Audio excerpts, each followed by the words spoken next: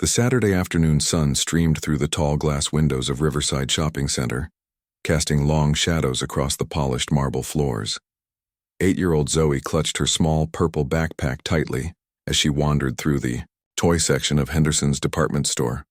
Her mom had promised to meet her here in an hour after finishing an important business meeting upstairs in the mall offices. Zoe loved coming to this store. The shelves were always perfectly organized, filled with colorful toys, books, and games that made her imagination run wild. Today, she was particularly drawn to a section near the back where someone had set up a beautiful display of music boxes and children's books. The books were arranged on shelves that seemed just a little too high for someone her size, but Zoe was determined to reach the bright red book about dinosaurs that had caught her eye. Standing on her tiptoes, she stretched her small arm as far as it could go. The book was so close, just barely out of reach.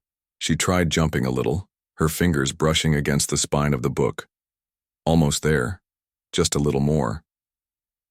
What Zoe didn't notice was that her backpack had bumped against a small table display of delicate music boxes. The table wobbled slightly, and before she could turn around, 3 of the music boxes tumbled to the floor with a series of crashes and tinkling sounds. The little girl spun around, her eyes wide with horror as she saw the broken pieces scattered across the floor. One music box had a tiny ballerina inside that now lay motionless among the debris.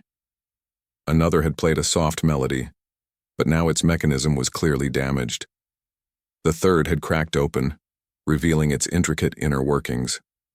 "Oh no," Zoe whispered to herself, immediately dropping to her knees to try to gather the pieces. Her hands shook as she attempted to put the broken parts back together, but it was obvious that the damage was beyond repair. Tears began to well up in her eyes as she realized how much trouble she might be in. From across the store, Richard Walsh heard the commotion. The 43-year-old store manager had been working at Henderson's for nearly 15 years, and in his mind, he had seen it all. Kids running around unsupervised, knocking things over, making messes that his staff had to clean up. He prided himself on running what he called a respectable establishment, and he had very little patience for what he considered careless behavior. Walsh's face immediately darkened as he saw the scene. A young black child surrounded by broken merchandise, looking guilty as could be. In his view, this was exactly the kind of situation that required immediate action and firm discipline. He had dealt with similar incidents before, and he believed that being strict was the only way to maintain order in his store. Without taking a moment to assess the situation or ask what had happened, Walsh marched across the store with heavy, purposeful steps. His dress shoes clicked sharply against the floor, and other customers began to look up from their shopping, sensing the tension in the air. "What do you think you're doing?" Walsh's voice boomed across the store as he approached Zoe. The little girl looked up from where she was still kneeling on the floor, her face streaked with tears. "I'm sorry, sir," Zoe said in a small voice, holding up some of the broken pieces. "I was trying to reach a book and I accidentally bumped the table. I'm really sorry. I can pay for them with my allowance money." But Walsh wasn't interested in explanations or apologies. In his mind, the damage was done, and someone needed to be held accountable immediately. He had always believed that children today were too spoiled, too undisciplined, and that their parents weren't teaching them proper respect for other people's property. "Sorry doesn't fix my merchandise," Walsh snapped, his voice getting louder with each word. "Do you have any idea how much those music boxes cost? This is exactly what's wrong with kids today. No respect, no responsibility." Zoe scrambled to her feet, still clutching some of the broken pieces. "Please, sir, I really am sorry. I didn't mean to break them. I was just trying to get a book." "I don't want to hear your excuses," Walsh said, stepping closer to the child. By now, several other customers had stopped their shopping to watch the confrontation.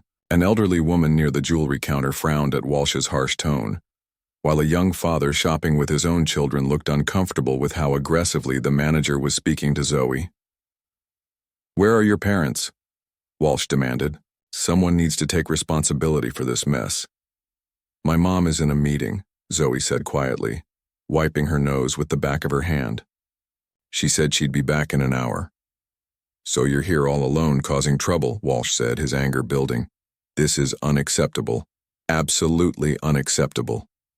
What happened next shocked everyone in the store. Without any warning, without any further conversation, Walsh raised his right hand and slapped Zoe hard across her left cheek. The sound echoed through the store like a gunshot, and for a moment, everything went completely silent. Zoe stood frozen, her hand moving slowly to her cheek where a red mark was already beginning to form. Tears poured down her face, but she seemed too stunned to make any sound. The broken music box pieces fell from her other hand, clattering to the floor once again. The silence stretched for what felt like an eternity before the other customers began to react. The elderly woman near the jewelry counter gasped audibly and started walking quickly toward them.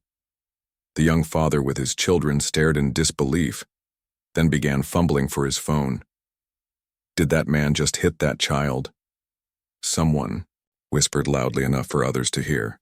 I can't believe what I just saw, another voice said. Walsh, however, seemed completely unfazed by the shocked reactions around him. If anything, he appeared satisfied with his action, as if he had just solved a problem in the most efficient way possible. Maybe now you'll think twice before destroying other people's property, he said to Zoe, who was still standing motionless with tears streaming down her face. This is what happens when children don't show proper respect. The elderly woman, whose name was Rosa, reached Zoe first and immediately knelt down beside her. Sweetheart, are you okay? She asked gently, her voice filled with concern and anger. She looked up at Walsh with disgust. How dare you lay a hand on this child? She destroyed my merchandise, Walsh replied coldly, showing no remorse whatsoever. Someone needed to teach her a lesson about respecting other people's property. Kids today think they can do whatever they want without consequences. She's a child, Rosa said, her voice shaking with outrage. An 8-year-old child who made an accident. There is no excuse for what you just did. More customers were gathering now, and several had their phones out, recording the aftermath of the incident. Walsh noticed the phones but didn't seem concerned. In his mind, he had done nothing wrong. He had simply maintained discipline in his store, something he believed was not only his right but his responsibility. If you people have a problem with how I run my store, you're welcome to shop elsewhere, Walsh announced to the growing crowd. I've been managing this place for 15 years, and I know how to handle situations like this. But as Zoe continued to cry silently, still holding her reddened cheek, it was clear to everyone except Walsh that this situation was far from over. The other customers exchanged glances that mixed anger, disbelief, and determination. Someone was going to have to answer for what had just happened, and it wasn't going to be an 8-year-old girl who had simply been trying to reach a book about dinosaurs. The store erupted into chaos after Walsh's shocking action. Rosa kept her arm protectively around Zoe, who was still touching her cheek where the handprint was clearly visible. The little girl's tears had turned into quiet sobs, and she seemed to shrink into herself with each passing moment. Someone call security, shouted a woman in a business suit who had witnessed the entire incident. And call the police too. What this man just did is assault. Now hold on just a minute, Walsh said, his voice rising as he realized the crowd was turning against him. I was maintaining order in my store. That child destroyed expensive merchandise, and someone needed to teach her that actions have consequences. Tall man in his 30s stepped forward, his phone already recording. Sir, she's 8 years old. There's no universe where hitting a child is appropriate, especially not for an accident. It wasn't an accident, Walsh snapped back. She was being careless and destructive. Kids today have no respect because parents don't discipline them properly anymore. Even if it wasn't an accident, which it clearly was, Rosa said firmly, you have absolutely no right to put your hands on someone else's child. Where I come from, we'd have you arrested for what you just did. More people were pulling out their phones now, and Walsh was beginning to feel surrounded. But instead of backing down or showing any remorse, he doubled down on his position. His mind, he was being attacked by a bunch of people who didn't understand what it took to run a proper business. This is my store, he declared loudly, pointing his finger at the growing crowd. I decide what's appropriate behavior in here. If you don't like how I handle things, then you can all leave right now. A young mother who had been shopping with her teenage daughter pushed through the crowd. Are you insane? she asked Walsh. "I've got a daughter about this little girl's age. If anyone ever laid a hand on her like that, I'd have them in jail so fast your head would spin." "Your daughter probably knows how to behave in public," Walsh shot back. "This one clearly doesn't." The teenager rolled her eyes at Walsh's comment. "Dude, you literally just hit a little kid. That's not normal. That's not—" "Okay, that's actually crazy." Walsh turned his attention to the girl. "Don't you dare talk to me like that, young lady. This is exactly what I'm talking about. No respect for adults anymore." By now, at least a dozen people had gathered around the scene. Some were recording with their phones, others were trying to comfort Zoe, and a few were calling for mall security. The atmosphere was tense and getting more heated by the minute. "Has anyone reached this child's parents?" asked an older gentleman, who was leaning on a walking cane. "She shouldn't have to deal with this alone. Her mother is supposedly in a meeting somewhere," Walsh said dismissively. "Probably another parent who dumps their kid off and expects other people to babysit while they handle their business." "That's enough," Rosa said firmly. "You don't know anything about this child or her family. What you do know is that you assaulted a minor, and now you're trying to justify it by attacking her mother who isn't even here to defend herself." Meanwhile, Zoe had been listening to everything while still crying quietly. The crowd of adults arguing around her was making her feel even more scared and confused. She whispered something to Rosa, who bent down to hear her better. She says, "Her mom is Victoria Thompson," Rosa announced to the crowd. "She's in a business meeting upstairs." Walsh rolled his eyes. Never heard of her. Probably just another entitled parent who thinks the world revolves around their precious little princess. What Walsh didn't know was that several people in the crowd had immediately recognized the name. Victoria Thompson was well known in the business community, though Walsh had never paid attention to corporate news or the ownership structure of the stores he worked for. A man in an expensive suit who had been quietly watching from the back of the crowd suddenly looked very interested. He pulled out his phone and started making a call, speaking in hushed but urgent tones. "Security is on their way," announced a store employee who had finally appeared on the scene. The young woman looked nervous and kept glancing between Walsh and the angry crowd. "Mall security should be here any minute." "Good," Walsh said confidently. "They can escort all these troublemakers out of my store and we can get back to normal business." "I don't think you understand the situation," the young employee said quietly. "They're coming because someone reported that a manager assaulted a child. They're not here to escort customers out." For the first time since the incident began, Walsh looked slightly uncertain, but he quickly recovered and puffed out his chest. "Again, I maintained discipline in my workplace. Any security officer worth their badge will understand that." The crowd began to murmur among themselves, and Walsh could hear snippets of their conversations. People were talking about posting the videos online, about calling local news stations, about making sure this story got out to the public. "This is going viral for sure," said the teenager who had spoken up earlier. She was already posting the video to her social media accounts. "People need to see what kind of person this guy is." "What's your name?" asked the man who had been recording. "I want to make sure people know exactly who did this." "Richard Walsh," he replied proudly, apparently not understanding that giving his name was not going to help his situation. "I'm the store manager here, and I've been running this place the right way for 15 years. "Well, Richard Walsh," said a new voice from the back of the crowd, "I think your 15-year run might be coming to an end." Everyone turned to see who had spoken. It was a woman in her 40s wearing a mall security uniform, accompanied by 2 other security officers. Behind them was a well-dressed woman who looked like she was in charge of something important. "Officer Martinez with mall security," the woman announced. "We received multiple reports of an adult assaulting a minor. Which one of you is Richard Walsh?" Walsh straightened up and stepped forward. "That's me, and I want all these people removed from my store immediately. They're disrupting business and harassing me for doing my job." Officer Martinez looked around at the crowd, then down at Zoe, who was still clinging to Rosa and had visible marks on her face. "Sir, I need you to explain to me exactly what happened here." "This child destroyed valuable merchandise in my store. Walsh began, his voice taking on an official tone. When I attempted to address the situation, she was disrespectful and showed no remorse. I felt it was necessary to provide immediate discipline to teach her proper behavior. Are you saying you struck this child? Officer Martinez asked, her voice carefully neutral. I provided appropriate correction for her behavior, Walsh replied, still not seeming to understand how much trouble he was in. Officer Martinez looked at the crowd. Did anyone witness this incident? Nearly every hand in the crowd went up, and several people began speaking at once, all confirming that they had seen Walsh hit Zoe. We've got it all on video too, said the man with the expensive suit.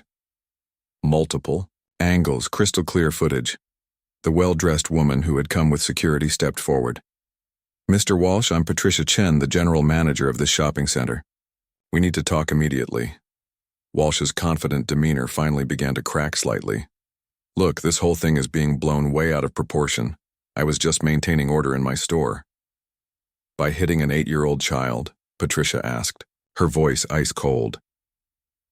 As the situation continued to escalate, no one noticed the elevator doors opening across the mall corridor, and no one saw the woman in the elegant business suit who stepped out and immediately began walking toward the commotion, with the purposeful stride of someone who was used to taking charge of difficult situations.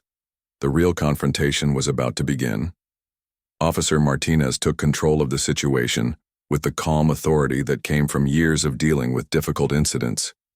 She had seen plenty of conflicts in her time working mall security, but this was the first time she had responded to a call about an adult hitting a child over broken merchandise. Everyone please step back and give us some space, she announced to the crowd. We need to get to the bottom of what happened here. Patricia Chen, the mall's general manager, knelt down beside Zoe and spoke in a gentle voice. Sweetheart, can you tell me your name? Zoe Thompson, the little girl whispered, still holding onto Rosa's hand tightly. The red mark on her cheek had darkened, making the handprint even more visible. And where is your mom right now, Zoe? Patricia asked softly. She's in a meeting upstairs, Zoe said, pointing toward the ceiling. She said it was really important and that she'd come get me in an hour. I was just looking at books while I waited. Patricia exchanged a meaningful look with Officer Martinez. They both recognized the name Thompson, though for different reasons. Patricia knew it from the corporate directory, while Officer Martinez had seen it on various official documents around the mall. We need to locate this child's mother immediately, Patricia said to one of the other security officers. Check with the conference rooms on the 3rd floor. Look for Victoria Thompson. Walsh, who had been listening to this exchange, laughed dismissively. Victoria Thompson? Never heard of her. Probably some mid-level office worker who thinks she's more important than she actually is. The man in the expensive suit who had been recording everything stepped closer to Walsh. You really don't know who Victoria Thompson is, do you? Should I? Walsh replied sarcastically. Is she supposed to be famous or something? Let's just say you might want to start updating your resume, the man said with a knowing smile. While security was searching for Zoe's mother, the crowd in the store continued to grow. Word was spreading throughout the mall about what had happened, and people were coming from other stores to see what the commotion was about. Many of them had their phones out, taking pictures and videos of Walsh, who seemed oblivious to how viral this incident was becoming. Sir, I need you to explain exactly what led up to you striking this child, Officer Martinez said to Walsh, pulling out a small notebook to document everything. Walsh puffed out his chest again, apparently still believing he was in the right. That girl knocked over a display of expensive music boxes, 3 of them completely destroyed. When I confronted her about it, she was unrepentant and disrespectful. She's 8 years old, Rosa interjected angrily. I saw the whole thing. She was trying to reach a book on a high shelf, and she accidentally bumped the table. It was clearly an accident, and she immediately tried to clean it up. That's not how I saw it, Walsh said firmly. I saw a child who was being careless and destructive, with no supervision and no respect for other people's property. Officer Martinez looked around at the crowd. Did anyone else witness what happened before the confrontation? Several hands went up and people began describing what they had seen. Everyone told the same story. Zoe had been quietly trying to reach a book, had accidentally knocked over the display, and had immediately tried to fix the damage while apologizing profusely. "So you struck a child for having an accident?" "Officer," Martinez asked Walsh directly. "I provided necessary discipline for a child who was being destructive and disrespectful," Walsh replied, still refusing to acknowledge that he had done anything wrong. Meanwhile, Patricia's radio crackled with a message from upstairs. "We found her," came the voice of another security officer. "Victoria Thompson is in conference room 3A. She's in what looks like a very important meeting with several executives." Patricia pressed the button on her radio. "This is an emergency situation involving her daughter. Please interrupt the meeting and ask her to come to Henderson's department store immediately." "Copy that," the voice replied. "On our way." The crowd was getting more restless by the minute. The teenager who had posted the video earlier looked at her phone with wide eyes. "Oh my God," she said loudly. "This video already has over 50,000 views and it's been shared like crazy." "What video?" Walsh demanded, finally starting to look concerned. "The video of you hitting that little girl," the teenager replied. "It's all over social media now. People are going crazy about it." Walsh's face went pale. "You can't post that. That's an invasion of my privacy." The man who had been recording laughed out loud. "Privacy? You assaulted a child in public in front of dozens of witnesses. There's no privacy involved here. I want all those videos deleted right now," Walsh demanded, his voice getting shrill. "You have no right to record me without my permission." "Actually, we're in a public place," Officer Martinez informed him. "They have every right to record what happened, especially since it involves a potential crime." "Crime?" Walsh sputtered. "What crime? I was maintaining discipline in my own store." "Assault on a minor is definitely a crime," Patricia said firmly. "And based on what I've heard from multiple witnesses, that's exactly what happened here." As if on cue, Walsh's phone began buzzing with notifications. His social media accounts were being flooded with messages and comments as the video spread across different platforms. People were tagging the store, the mall, and even the corporate headquarters of Henderson's department stores. "This is insane," Walsh muttered, looking at his phone. "People are acting like I committed murder or something. All I did was discipline an unruly child." "You hit someone else's child," Rosa said, her voice shaking with anger. "That's not discipline. That's assault. And the fact that you still don't understand that makes it even worse." The crowd was beginning to get more vocal in their disapproval. People were calling Walsh names, questioning how someone like him could be put in charge of anything and demanding that he be fired immediately. "Where's corporate?" shouted someone from the back of the crowd. "Someone needs to call Henderson's corporate office and report this guy." "I am Henderson's corporate representative for this location," Walsh said defensively. "I report directly to the regional manager, and I guarantee you that he'll support my decision once he understands the situation." What Walsh didn't realize was that his regional manager's phone was already ringing with calls from angry customers, and the corporate headquarters was being bombarded with emails and social media messages about the incident.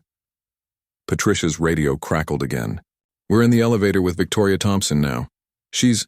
Well, let's just say she's not happy about being interrupted. We should be there in about 2 minutes." "Copy that," Patricia replied.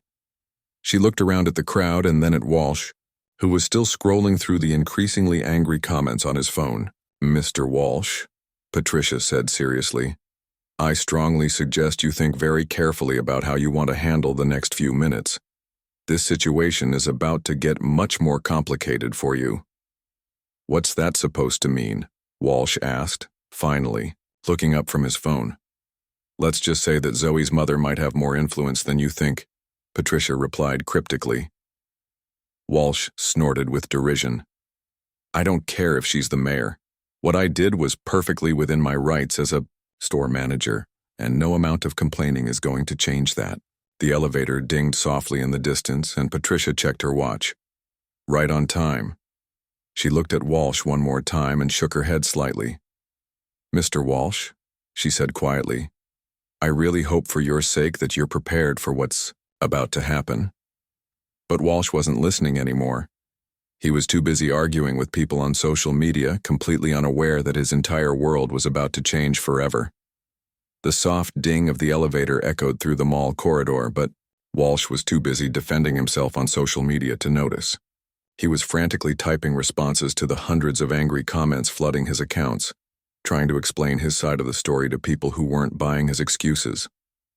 "This is ridiculous," he muttered to himself, his fingers flying across his phone screen. "These people don't understand what it's like to run a business. Sometimes you have to make tough decisions." Patricia Chen stood near the store entrance, watching the elevator doors with a mixture of anticipation and concern. She had worked in retail management for over 20 years, and she had never seen a situation quite like this one. As the general manager of one of the most prestigious shopping centers in the city, she knew that how they handled the next few minutes would determine whether this incident became a manageable crisis or a complete disaster. Officer Martinez was still taking statements from witnesses when her radio crackled. "Security to Henderson's. The mother is approaching your location now." "Copy that," Martinez replied, then looked toward the mall's main corridor. The crowd had grown even larger while they waited. Word was spreading through the shopping center like wildfire, and people were coming from all directions to see what was happening. Some were there out of curiosity. Others had heard about the incident through social media, and many were parents themselves who were outraged by what they had learned. Zoe was still sitting on a chair that Rosa had found for her, holding an ice pack against her cheek that one of the store employees had brought. The little girl had stopped crying, but she looked exhausted and overwhelmed by all the attention and commotion around her. "Sweetheart, your mom will be here any minute," Rosa said gently, stroking Zoe's hair. "Everything's going to be okay." "Is she going to be mad at me?" Zoe asked in a small voice. "I didn't mean to break those music boxes." "Oh, honey, no," Rosa said firmly. "Your mom is going to be mad at the person who hurt you, not at you. You didn't do anything wrong." Walsh overheard this conversation and rolled his eyes. Great, another helicopter parent who's going to blame everyone except her precious little angel for what happened. "Sir, I strongly advise you to stop talking," Officer Martinez said sharply. "Anything you say right now can and will be used against you if charges are filed." "Charges?" Walsh laughed. "For what? Maintaining order in my own store? I'd like to see someone try to make that stick in court." The man in the expensive suit, who had been quietly observing everything, stepped closer to Patricia. "Ma'am, I think there's something Mr. Walsh should know before Victoria arrives." Patricia nodded. "You're absolutely right. Mr. Walsh, there's something important you need to understand about the situation you're in." "What now?" Walsh asked irritably, still typing on his phone. "Do you know anything about the corporate structure of Henderson's department stores?" Patricia asked. Walsh looked up from his phone with an annoyed expression. "Of course I do. I've worked here for 15 years. Henderson's is owned by some big corporation. Thompson Industries or something like that. I get my paychecks from corporate, I follow corporate policies, and I run this store according to corporate standards." The man in the expensive suit couldn't help but smile. "And who do you think runs Thompson Industries?" "How should I know?" Walsh replied. "Some rich businessman, probably." "Why does it matter?" Patricia and the man exchanged a look. "Mr. Walsh," Patricia said slowly, "Thompson Industries is run by Victoria Thompson. She's the CEO and majority owner of the company that owns not just Henderson's department stores, but this entire shopping center." For the first time since the incident began, Walsh went completely silent. His phone slipped slightly in his hands, and his face began to lose color. "That's impossible," he said weakly. "Victoria Thompson is just some random parent. She can't be—" "The CEO of your company?" The man in the suit finished. "I'm afraid she is. I should know. I'm David Kim, one of her business partners. We were in that meeting together when security came to get her." Walsh's legs suddenly felt unsteady. He looked around at the crowd of people, many of whom were now watching him with expressions that ranged from pity to satisfaction. The teenager who had posted the viral video was grinning widely. "Oh my God," she said loudly. "This is even better than I thought. He hit his own boss's kid and didn't even know it." The reality of his situation was starting to hit Walsh like a freight train. He had just assaulted the daughter of the woman who ultimately controlled his paycheck, his benefits, his career, and his future. Not only that, but he had done it in front of dozens of witnesses, and it was all captured on video that was already spreading across the internet. "This can't be happening," Walsh whispered, slumping against a nearby display case. "This has to be some kind of mistake." "No mistake," David confirmed. "Victoria Thompson built Thompson Industries from the ground up. She's one of the most successful businesswomen in the country, and she's known for having zero tolerance for discrimination, harassment, or abuse of any kind." Patricia's radio crackled again. "She's at the store entrance now." Everyone turned toward the main entrance of Henderson's department store. Through the glass doors, they could see a woman in an elegant black business suit walking with the kind of confident stride that suggested she was used to being in charge of important situations. Even from a distance, there was something about her presence that commanded attention. Walsh felt like he might throw up. His hands were shaking, and sweat was beginning to form on his forehead despite the air conditioning.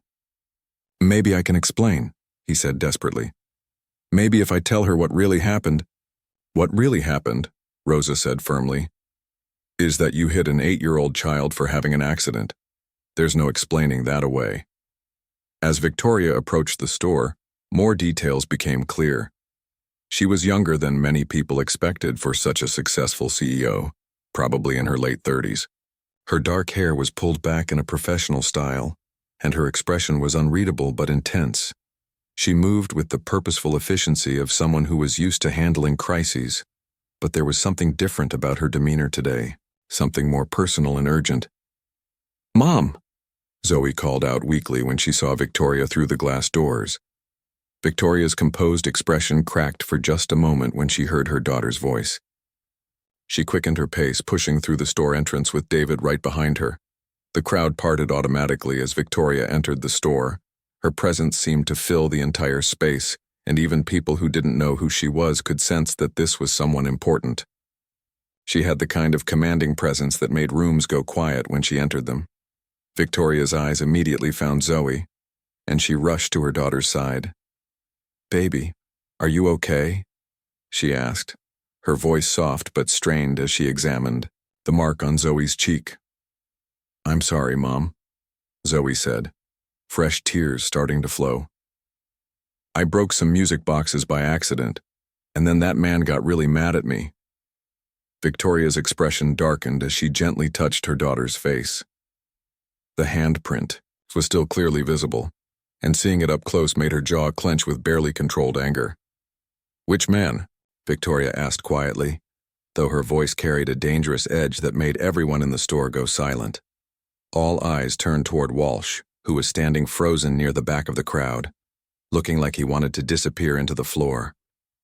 Victoria followed their gaze, and when her eyes met Walsh's, the temperature in the room seemed to drop 10 degrees. The real confrontation was about to begin. The silence in the store was deafening. Victoria Thompson stood beside her daughter, one hand gently touching Zoe's shoulder while her eyes remained fixed on Walsh. Her expression was calm, but everyone in the room could sense the storm brewing beneath the surface. Walsh tried to step forward, his hands shaking as he attempted to speak. "Ms. Thompson, I can explain what happened here. Your daughter was—" "Stop." Victoria's voice cut through the air like a blade. She didn't raise her voice, but the single word carried such authority that Walsh immediately fell silent. "Before you say another word, I want you to look at my daughter's face."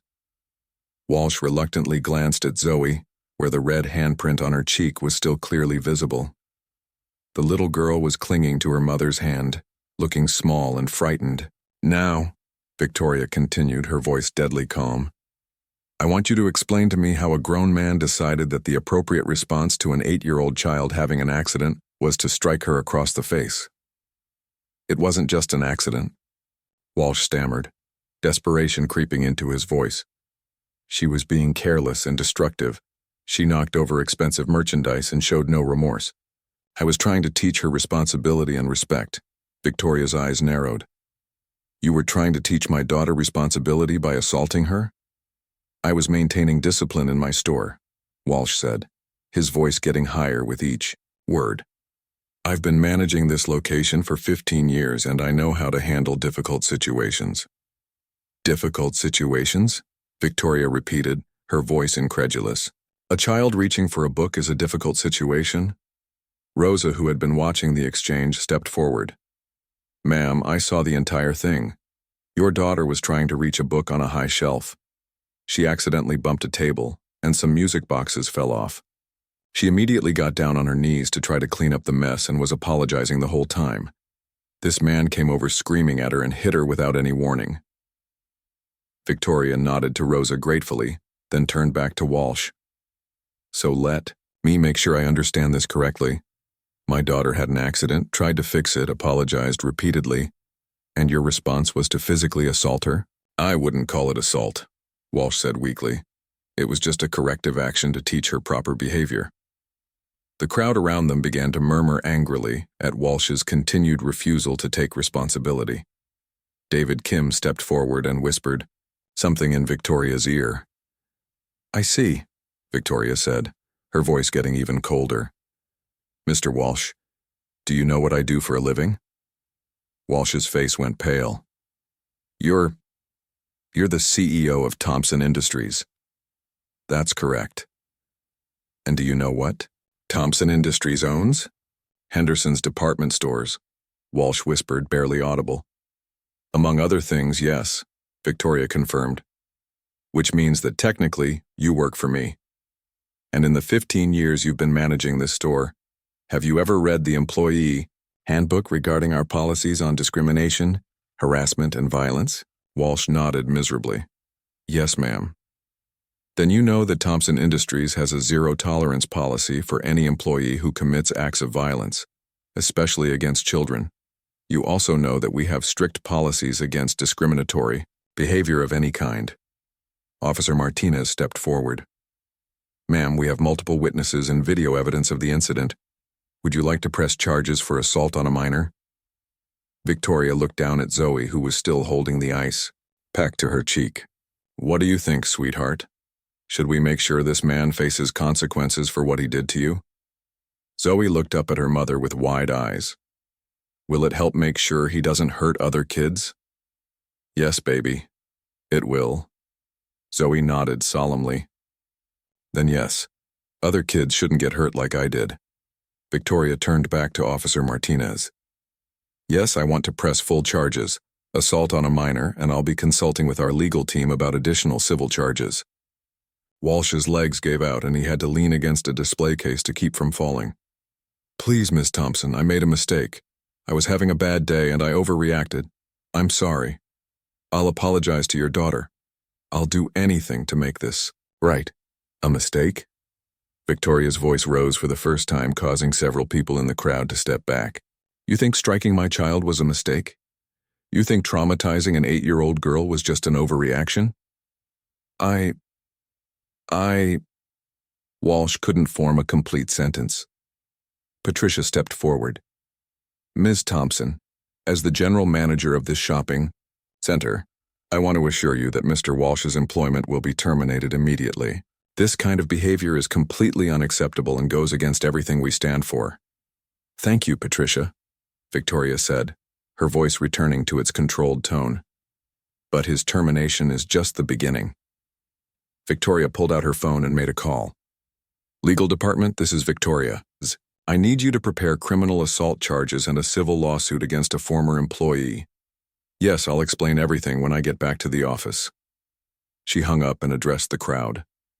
I want everyone here to know that what happened to my daughter today is completely unacceptable, and it will not be tolerated in any of our properties. We will be implementing immediate changes to ensure this never happens again. The teenager who had posted the viral video raised her hand. Ms. Thompson, the video of what happened has already been shared over 100,000 times. People are really angry about this. Victoria nodded. Good. People should be angry. What happened here today represents everything that's wrong with how some adults treat children, especially children of color. This kind of behavior has no place in our society. She turned to address the entire crowd. I want to thank everyone who stood up for my daughter today. The fact that so many of you were willing to get involved and make sure this incident was documented shows that there are still good people in the world who won't stand by and watch a child be mistreated. Walsh made one last desperate attempt. Ms. Thompson, please, I have a family, I have bills to pay, I can't afford to lose my job over this. Victoria looked at him with disgust. You should have thought about that before you decided to hit my child.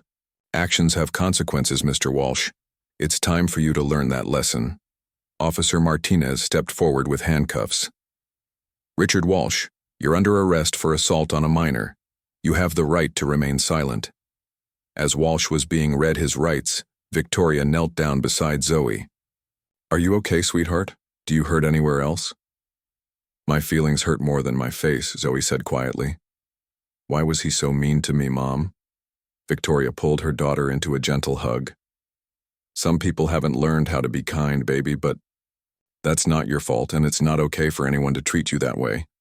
As Walsh was being led away in handcuffs, he looked back at Victoria one last time. This isn't over, he said bitterly.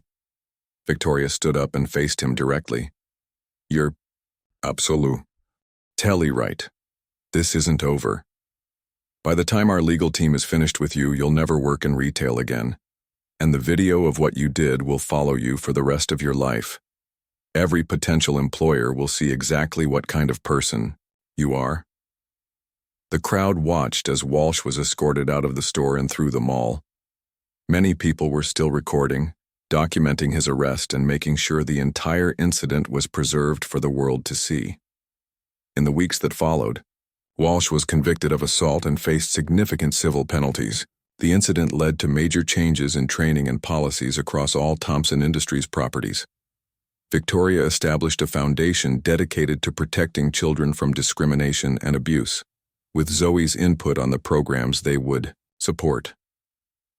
Most importantly, Zoe recovered from her trauma with the help of counseling and the knowledge that her mother and an entire community had stood up for her when she needed them most. The incident taught her that while there are cruel people in the world, there are far more good people who will fight for what's right. And Richard Walsh learned the hardest lesson of his life, that actions truly do have consequences, especially when you mess with the wrong child's family.